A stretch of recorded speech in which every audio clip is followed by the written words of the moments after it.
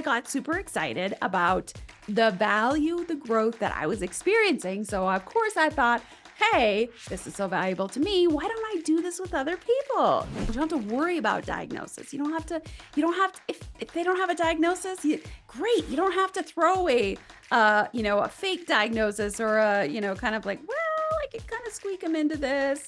They have an adjustment disorder with depressed mood. Like, y'all know that the adjustment disorder is the most diagnosed diagnosis everywhere. And it's not necessarily because that's really what's going on, or it's just because it's the easiest. It's the lowest level diagnosis. I have heard the most horrible, traumatic, earth-shattering stories from my clients. I have worked in the military.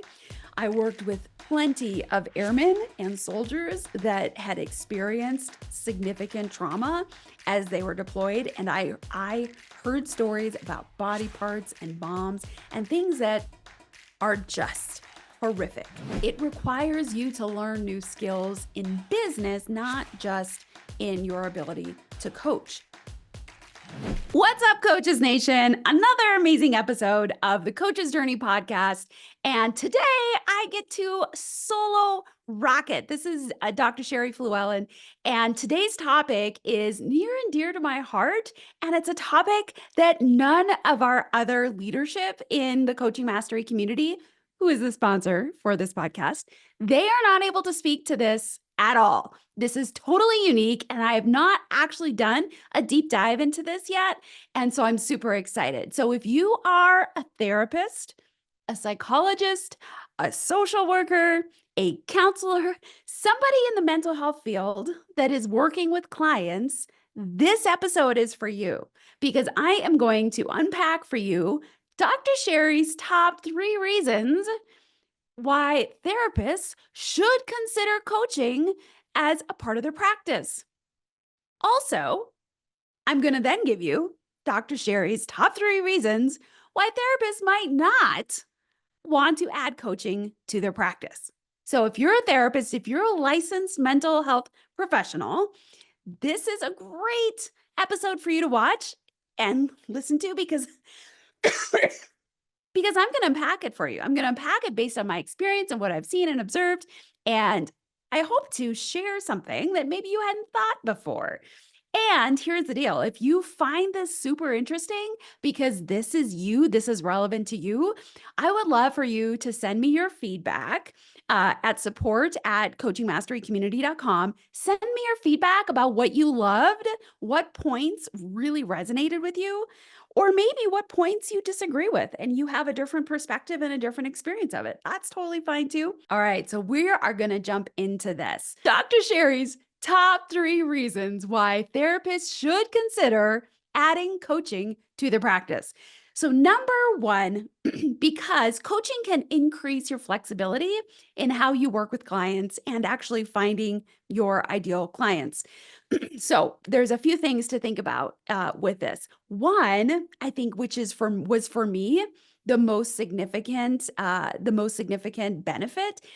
So I'm a licensed, so I was, let me give you a little bit about my background. That would be helpful. So the reason why I'm called Dr. Sherry is because I have a doctorate in psychology. And I earned that in 2007. And for about 12 years, I worked as a licensed psychologist. I was a licensed psychologist in the Air Force for a handful of years. And then I pivoted and shifted. And when I got out of the Air Force, I opened up a local private practice, brick and mortar business in my local town, and I grew that. I ended up having a team of therapists that worked for me. I think at our peak, my peak, it was maybe about 12 or 13 therapists. It was, we were able to do a lot of really good things in our community. There weren't really any large private group practices at that time. And so my practice ended up being the largest. We were able to see and focus on serving kids, families, couples, so many different things. And so I got a ton of experience in running, growing, and functioning in a group private practice. So that is my experience. And I I think it's important that you understand that that's where I'm coming from, because I was doing the work myself as a psychologist. I was meeting with clients individually every week. I also was the approved supervisor for many different clinicians over the span of my career to help them move from provisionally licensed to independently licensed. I also got to run the business side and was the CEO, the COO. I did hire a clinical director at some point in the process, but I kind of had to make sure I oversaw everything, including the insurance billing and making sure all of that was happening well, happening correctly, timely, all of those sorts of things. So I have a really like good, strong picture of the overall challenges and good things and benefits that being a licensed provider can have. I in 2019, I did choose to sell my practice and pivoted entirely out of the mental health side and entirely into the unlicensed coaching side. And so that's what I've been doing for the last 5 years is I identify as okay, that's really funny because in the mental health field like identifying as things is like totally the rage right now. So anyway, right now I identify solely as a coach and not as a licensed psychologist. In fact, I actually gave up my license in, I think it was 2021. And I'll talk to why I did that in this episode. Okay, so there's my background. Now, let's go back to the first reason why Dr. Sherry says you should consider adding coaching to your practice if you're a licensed professional. First is you don't have to worry. Well, first is you have increased flexibility in working with clients and finding your ideal clients. So let me talk more specifically about that. So one of the reasons I gave up my license was because I started working with entrepreneurs in business. So as a practice owner, I recognized I needed to get better at being a business owner. So I did a lot of research, a lot of studying, a lot of reading. And through that, I got super excited about the value, the growth that I was experiencing. So, of course, I thought, hey, this is so valuable to me. Why don't I do this with other people?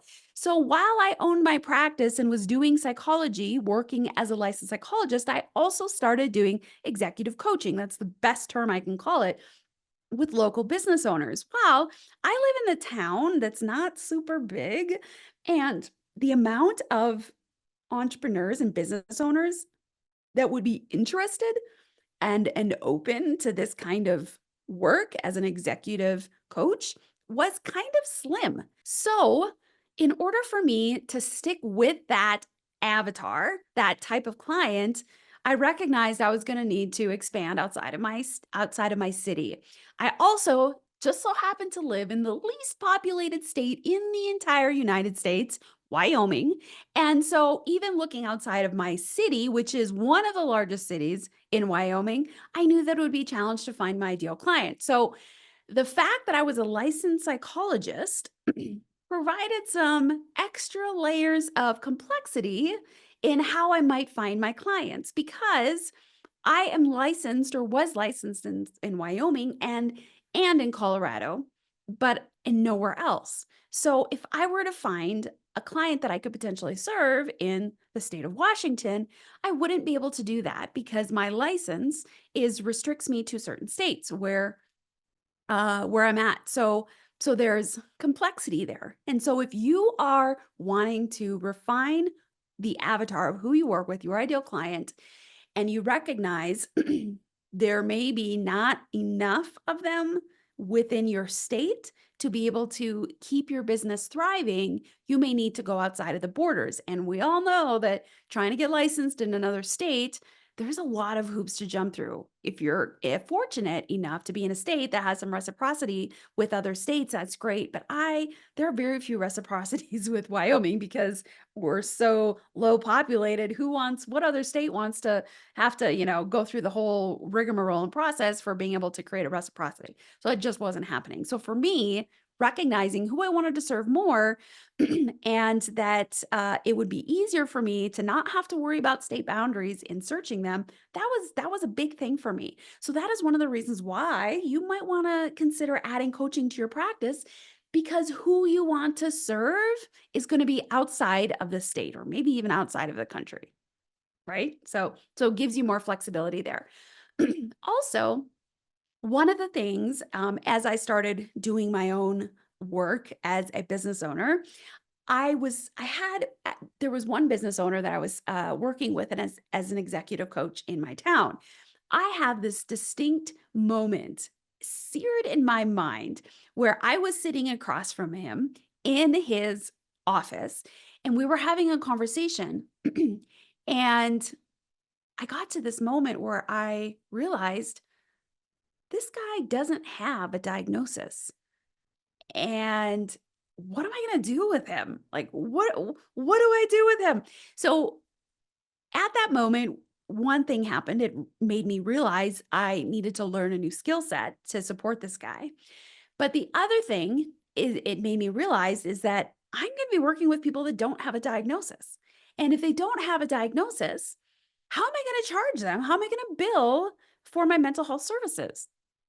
Now, some of you, I know I've had lots of conversations with psychologists and therapists over the years, and some of you live in places like New York City.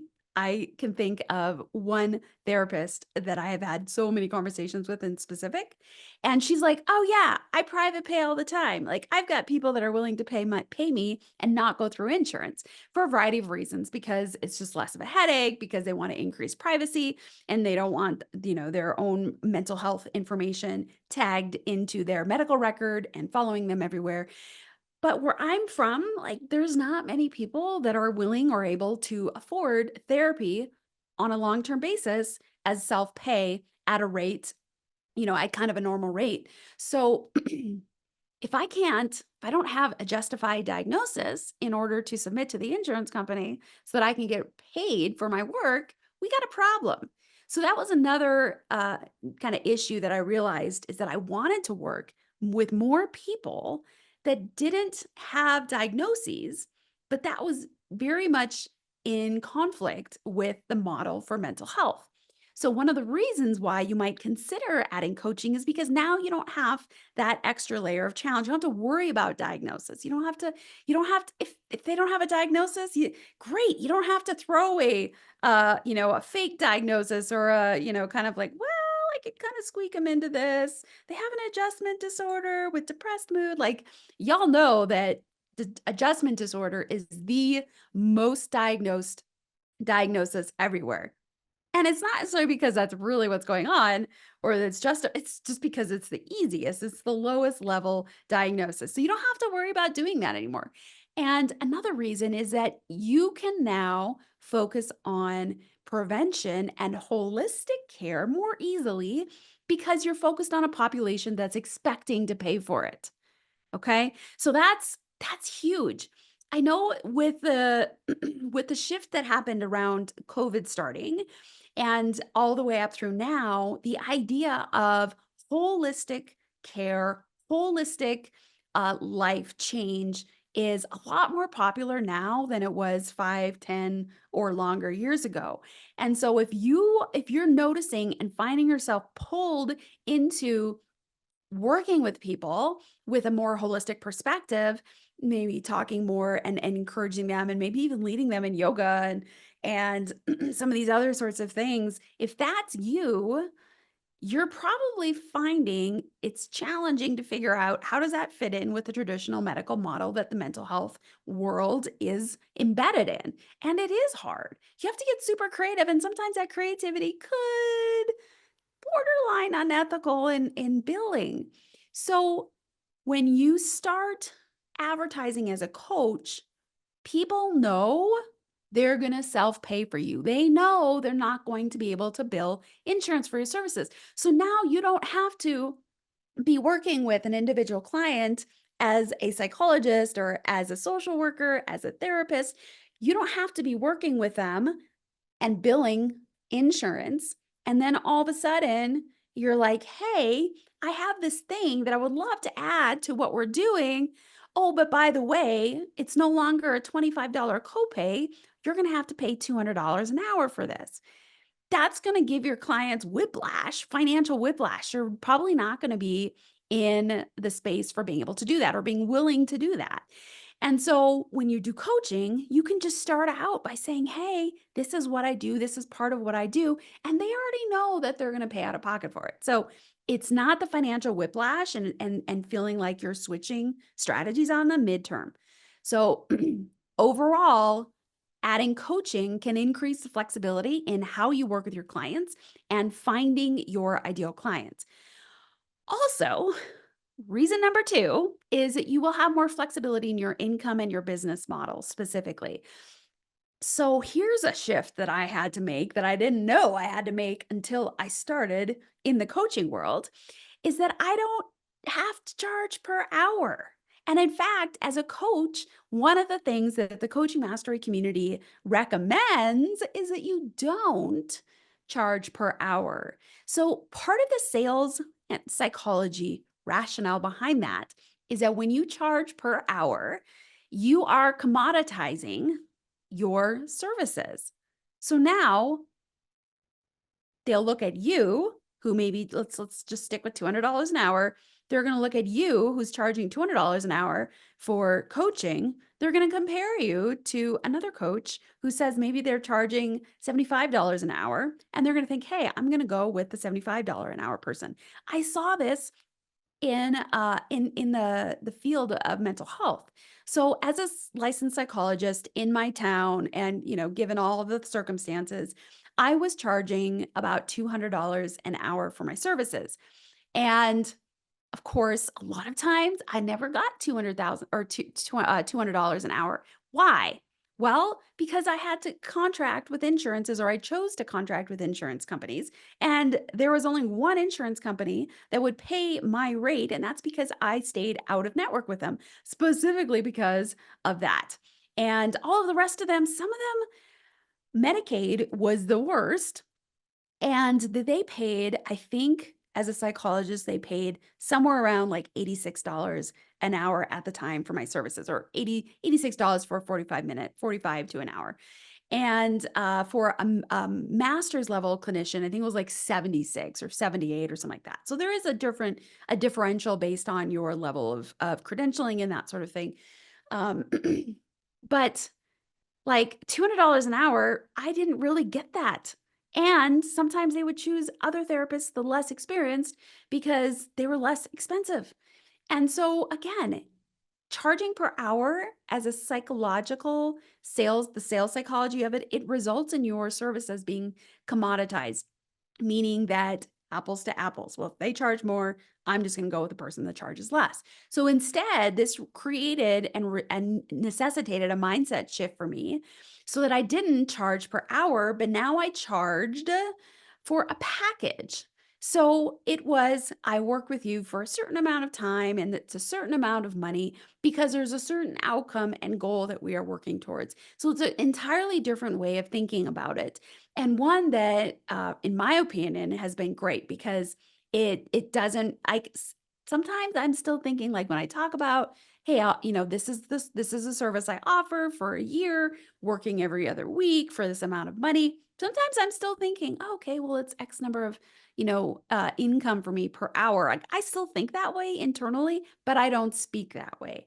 And that's not how I want to groom my clients and potential clients to think either, because I am not a commodity. Dr. Sherry has services that are unrivaled with anybody else because I have certain aspects of who I am and my experience that I bring to the table. So it's an opportunity for you to start to think that way as well. So the income is is the way that we charge is different because it's not per hour.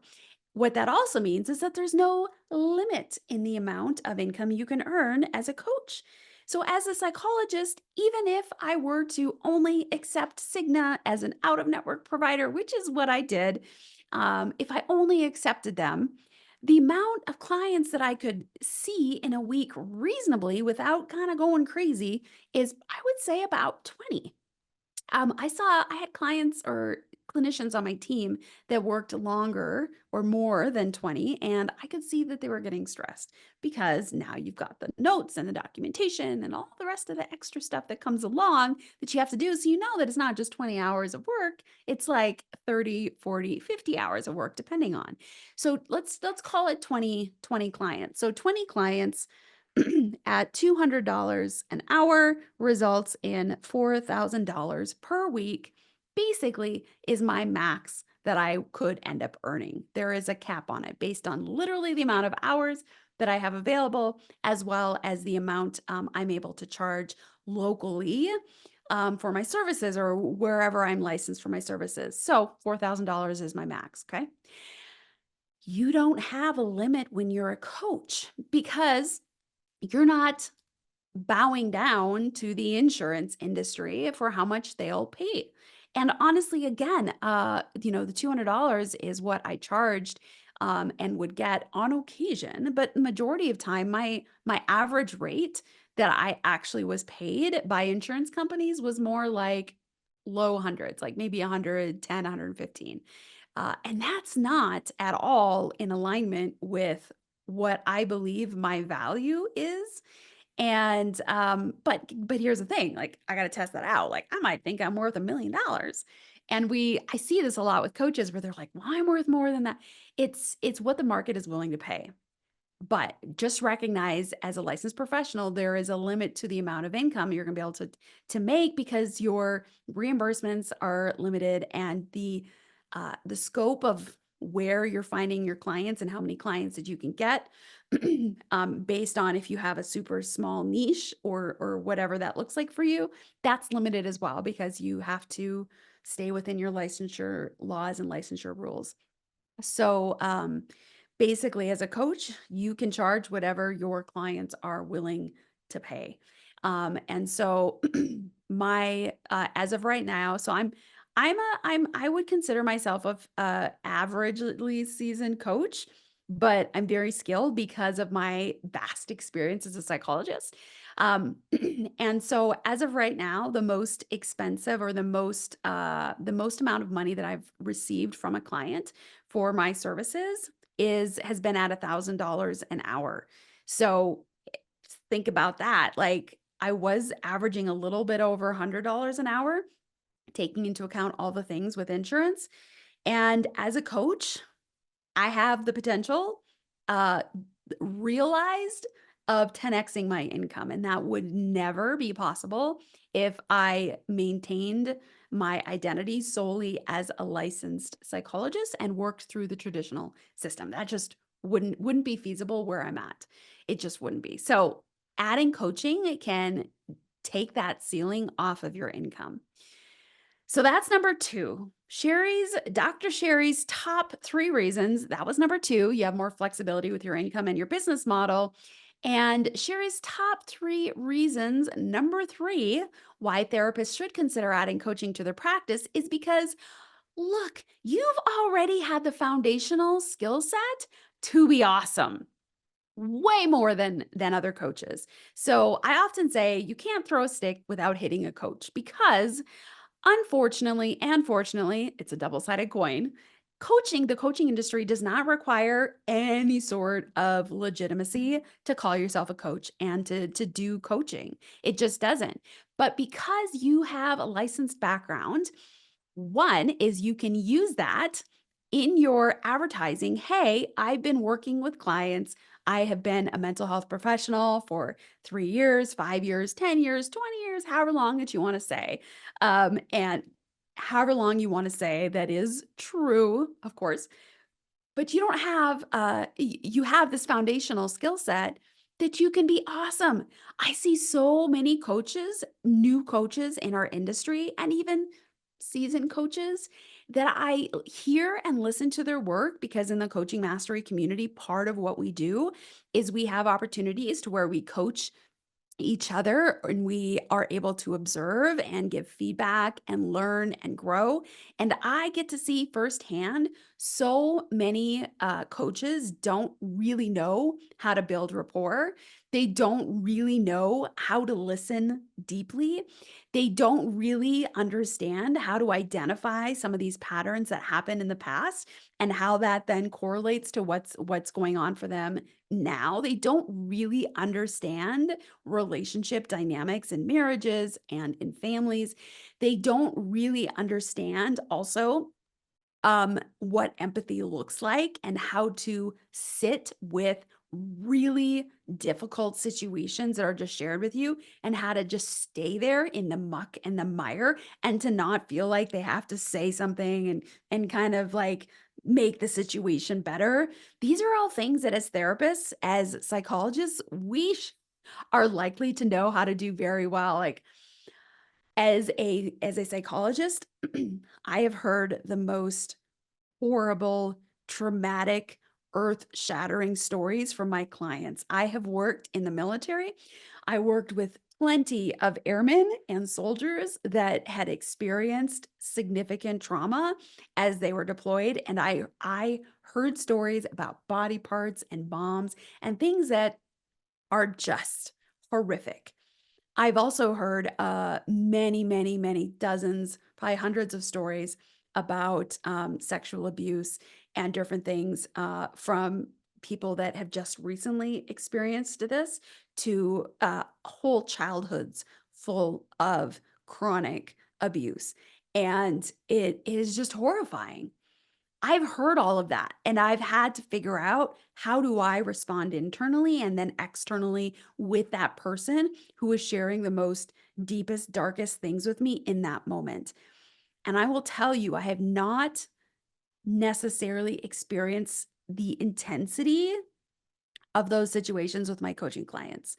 Um, I know that obviously they're there at times. I have not, but the amount that I've experienced has been as a licensed psychologist, not necessarily as a coach as of yet. So what that means, if you put me head to head with another coach who has not been a licensed professional in these types of scenarios, I'm going to beat him every time in my ability to sit with the ickiness, to sit with the discomfort, and the ability to have empathy and to build rapport and to just connect with them on a level that is beyond your average coach. That is because I have this whole history of amazingness in what I've done, and so do you. So you are going to come out of the gate as a coach so much more well prepared and experienced, even if you've never technically coached before, because you've done pretty much similar things as a licensed professional. You are better at open-ended questions. I've seen coaches not really even sure what that is, or use a lot of closed-ended questions, which just kind of ends up shutting them down.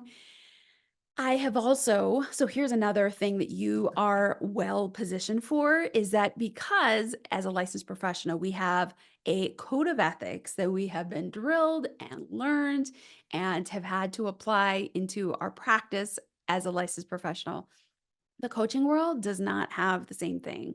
Now, if you have a certification, chances are the certification has some rules of engagement and ethical guidelines and things like that that they would want you to follow, but there is not an industry standard. Side note, uh, that's not necessarily a good thing, but it might also be a good thing because that means that there's less bureaucracy in the coaching world. So that's just where we're at right now. I anticipate that's going to change at some point. But as of right now, as the time I'm recording this podcast, that is the state of where we're at. And so, because though you've had and understood and had to apply and have had been tested around ethics, you are going to have a better ability to think through situations to avoid accidentally stepping into a situation that just ends up poorly with your coaching clients. Um, I'm trying to think of some of an example. So one well, so this is part of what I love. I love when I work with clients as a coach because again, I have given up my license, so I'm no longer a licensed psychologist, and I'm a psychologist and a coach. And so everybody that I work with is not as a licensed psychologist. And when I think about when I was a licensed psychologist, I worked with a lot of clients who have a lot of mental health disorders, of course, because that's the world I was in. And there was a lot of boundary issues. There's always conversations with myself, with clinicians that I was supervising to think about how much do you share? What kind of things do you share about your life? What is the impact on the client? How do you make sure that your boundaries with your clients stay very clear and very separate? And there's a reason for that because often mental health clients, they have a lot of brokenness. They have a lot of things that have happened in their life which cloud their ability to understand relationships in a healthy way. So there is good reason for significant ethical boundaries and guidelines around interactions.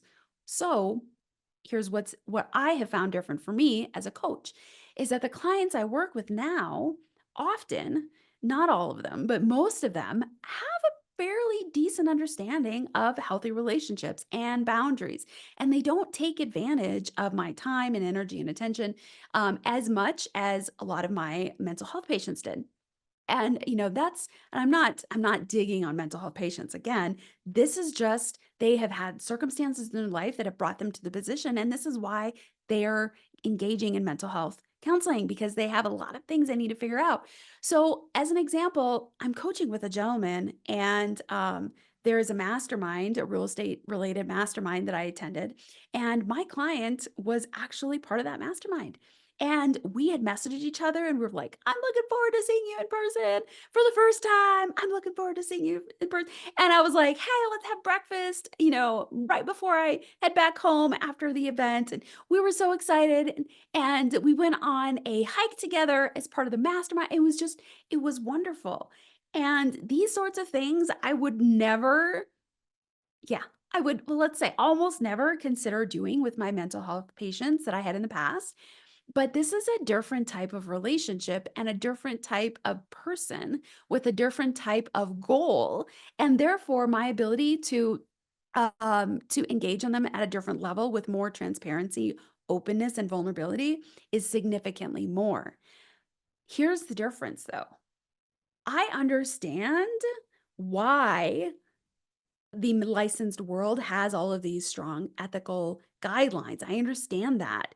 So I still use that filter and that thought process, that framework when I'm engaging with my coaching clients. So I had this mental conversation in my mind like, is there any negative outcome from this? Is there any potential weirdness that's going to come out? Like, I went through that whole process and I determined, the risk was extremely low. Therefore, I went forward with it.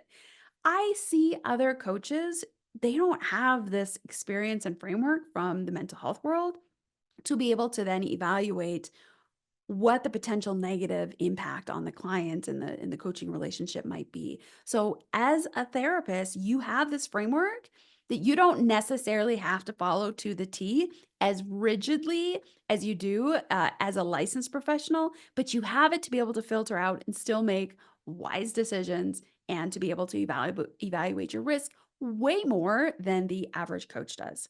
So, those are Sherry's top 3 reasons why therapists should consider adding coaching to your practice.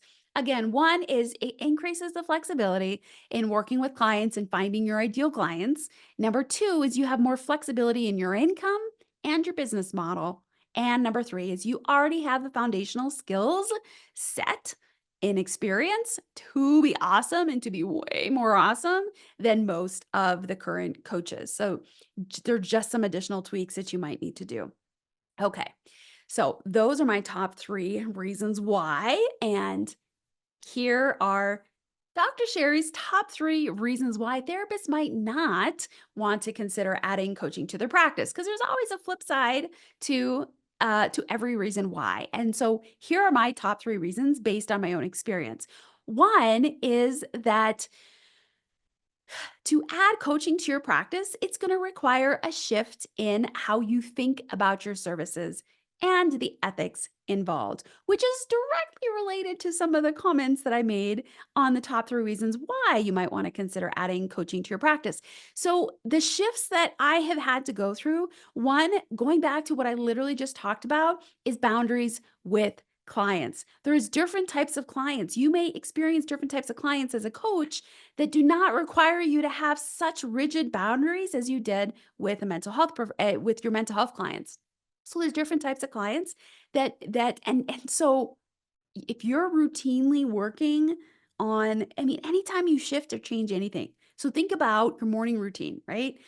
Whatever your morning looks like, you get up, you exercise, you brush your teeth, you take a shower, you have your coffee, you have your breakfast, all of those things. Like you have a routine. Well, when you throw that routine out of whack, all of a sudden everything gets harder because you have to use your brain power more on what used to be routinized, and now you have to think about it, which takes away time and energy from the other things in your life. So this is the same thing. If you already have an incredibly good routine on how you're functioning as a mental health practitioner, trying to shift this is going to add an extra layer of energy and complexity to your work. And so you have to you can think about clients differently, and that's a pro and that's also a negative. Here's another thing. In the mental health world, testimonials are not okay. You can, at least now it's possible that things have shifted as I think they should shift in the mental health world. But when I exited 5 years ago, testimonials were a no-no. They were an ethical violation, literally. But in the coaching world, that is one of the most significant ways to gain new clients, is to be able to say, hey, Joe, Joanna, Joni, and let's just call it those three, that look, here's the testimonials the things that they got out of coaching with me. That is the single biggest factor for allowing you to gain new clients, is to have testimonials. We know this based on research in in sales. Testimonials work. And so again, you're going to have to pivot your mind, and you're going to have to like rethink things and try to keep two things straight, because maybe testimonials aren't okay here, but now that's a necessity and a necessary part of your coaching practice to grow it. So you're going to have to start to develop tolerance and an ability to think with a foot in both sides of the fence. And so because all of that stuff differs. Also, I had to shift my way I think about services from this is an hourly rate to this is my rate for packages, and to think about how do I create for my clients the ideal package to serve the outcome that they're looking for. And so it's really required me to think a lot more about who I'm serving, what do they need, what's their greatest pain point? How do I fix that? Because that's who I'm marketing to, versus in my mental health practice, they all came to me and we talked about, we still did some discovery about, what are their greatest pain points and stuff like that. But we could kind of work on a variety of things, and we could bounce around more than I'm able to do that with a coaching client, because a coaching client, we've got some specific, there's hiring me for a specific reason. They're not just hiring me because, they just kind of want to explore whatever. Typically there's a specific pain point. And the reason those are different is because the coaching clients are paying me a lot more. So they're really wanting to make sure they're getting their money's worth. And so thinking in packages has been a real big shift for me. Also, um, thinking in terms of problems to solve that aren't mental health diagnoses. This is where my brain came to a halting stop when I was sitting across from my first executive coaching client. And I got to a point where I was like, I'm out of options. I don't know what to do with this guy. He's not anxious. He's not depressed. He doesn't have ADHD. He's not traumatized. He doesn't have a significant health or relationship issues. Like, I was checking off all of my standard diagnoses, and I'm like, he doesn't have any of those. So what do I do with him? What that told me is that my skill set was very honed to dealing with mental health diagnoses and to dealing with past issues. And I did not yet have a robust framework for how to help people that were normal. And in fact, not just normal, but above normal. So I tend to work with high performers, people that have done really amazing things in their life and their business, and they have high dreams and then big goals, and they're moving towards them. But there's just these little like things in the way that are not barriers, but little blips in the radar, little bumps in the road. And because they're such high performers, those little bumps in the road feel like barriers, but they're not, but they feel like it. And so in that moment, I realized that my skill set as a licensed psychologist was not sufficient to help this gentleman with the little blips on his radar. I didn't really know what to do with them. So, one of the challenges, one of the reasons why you maybe don't want to shift into the coaching world is because you might have to learn a new skill set. You might have to learn this is where I was, how do I take my clients from here to the most awesome future that they are wanting to have? My previous mindset was, how do I take this client who is has been challenged and is way back here, and how do I bring them up to having a normal life? Now, you and your training and your uh, theoretical bent may certainly be different than mine, but that's what I found was my challenge. I'm used to looking in the past, and now I need to help my clients look into the future. I'm used to dealing with people that are having really significant challenges. And now I'm dealing with people that have challenges, but in the grand scheme of things, they are nuanced and there are slight tweaks in their life, not complete pivots. So I got certified as a certified high performance coach, and I have been continuing to train in that mindset sense. And I'm still learning, I'm still working on it. Have I feel internally and how I speak and how I think about things, I have made the shift, but there are moments where I still find myself like, "Oh, I'm still stuck in my old way of thinking."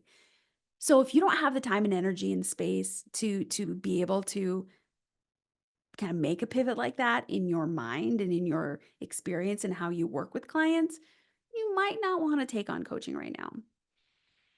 And here's another one of the biggest things, and this is honestly one of the reasons why I dropped my license and let it go. I did not renew, and which really, like, I had a lot of people be like, "What? You let your license go? I mean, if you ever need to get licensed again, you got to take all the tests again and do all this stuff." Yes, yes, I know.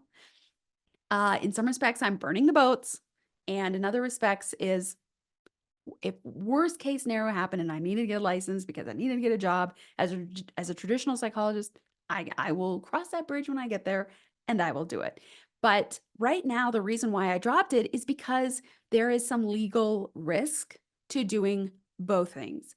So if you're working with clients as a psychologist, as a licensed professional, there's a whole ethical code that you need to abide by. And some of the ways in which coaches function are solidly in opposition to the code, which two big things is working outside of state boundaries. And the second thing, as I already mentioned, is testimonials. And so if you do both things, you have to be super clear, get super clear consent from your client, whether you're working as a therapist or are you working as a coach right now. So you have to be super clear in your own business in how you function and how you work with your clients on which side of the road they're at. And sometimes you'll find that maybe they start out as a mental health patient because they're super anxious and they've got these things, and then you've worked on the challenges, and now they're reduced the number of panic attacks, and they're satisfied, they're happy with where they're at with that.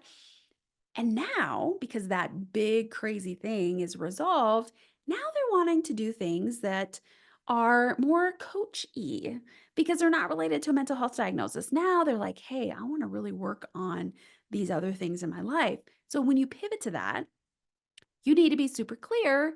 This is now what we're doing. And the other challenge to that is not only do you need to be clear ethically that you're pivoting into coaching, but geez, what are you going to do now to get paid?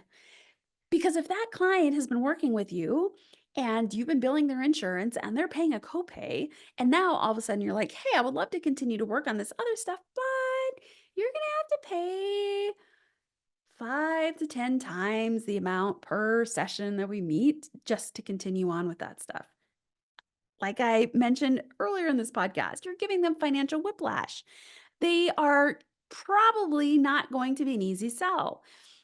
So it's hard to be able to pivot between the two things. So that may be a reason why you don't want to add coaching. It's just because trying to keep those two things straight, trying to have the conversation, trying to help people understand the differences, that takes a lot of brain power, and you just might get exhausted by doing that. And here's the thing: if you try to sneak coaching in with a diagnosis that is not really justified and you're audited by the insurance company, you may have a whole lot of money that you got to reimburse if they find that you are actually not doing official mental health treatment.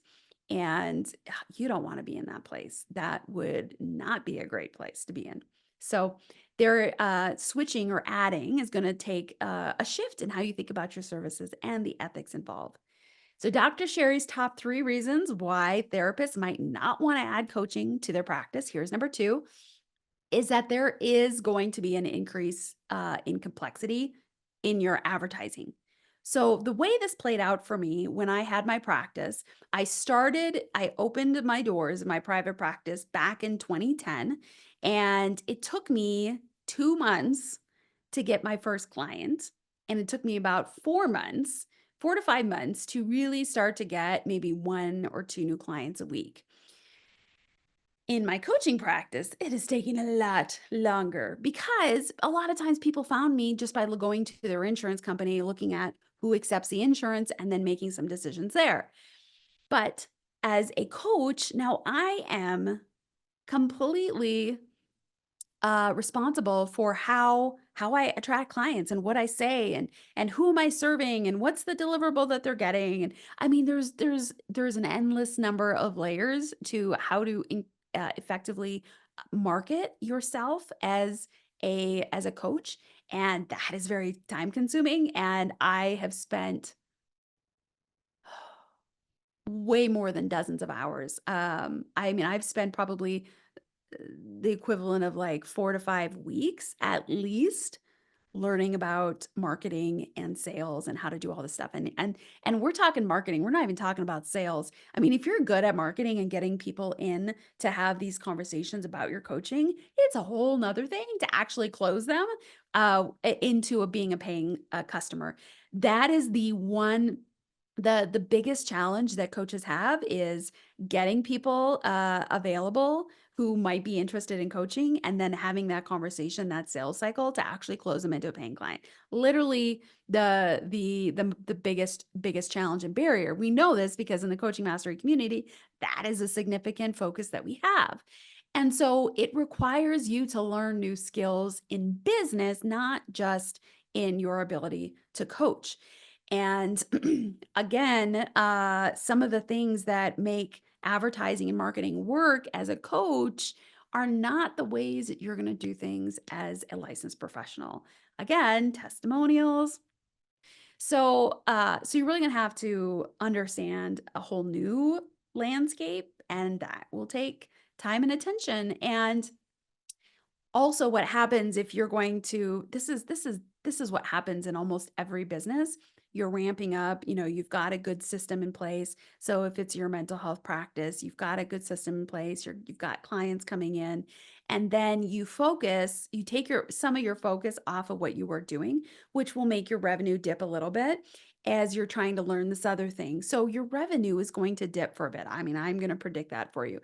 I don't I don't know how long. I don't know if it's gonna take you a few months, probably, honestly, maybe a year or more for you to really feel like your system of client attraction and conversion as a coach is really like you fully understand it and it's going well.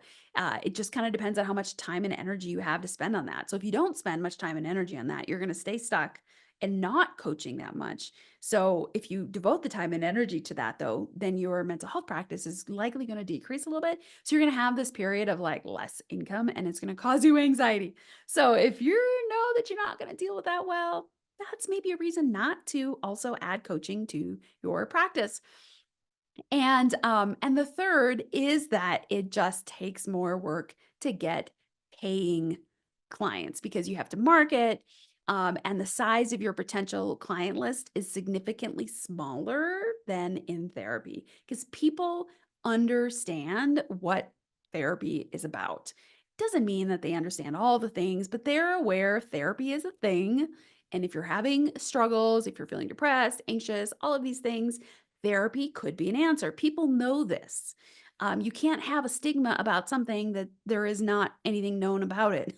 So the fact that there's a stigma about mental health means that everybody's aware of mental health. So that's the flip side of stigma. People know what mental health is and what mental health therapy is in general. People do not know that about coaching. And part of the reason why is because there is no organization, unified organization, or laws or rules around coaching. What is it? What is it not? And anybody can call themselves a coach. And there's coaches for so many different areas and different strategies or different uh, ways to move forward. There's like an endless amount of coaches. There's financial coaches, there's relationship coaches, there's health coaches, there's life coaches, there's high performance coaches, there's real estate coaches, there's mentors. Like there's so many different like people don't really know what when you say, "Hey, I'm a coach," they don't no idea what you do and what the outcome of what you do is. So it gets harder for you to find those specific clients that to work with because there's going to be some niching, some getting specific that might be helpful and they're not used to paying the kind of money that you're probably going to charge for coaching. So it just takes more work on the front end to learn a new system and process for how to get paying clients. And that's a real thing. See it over and over again.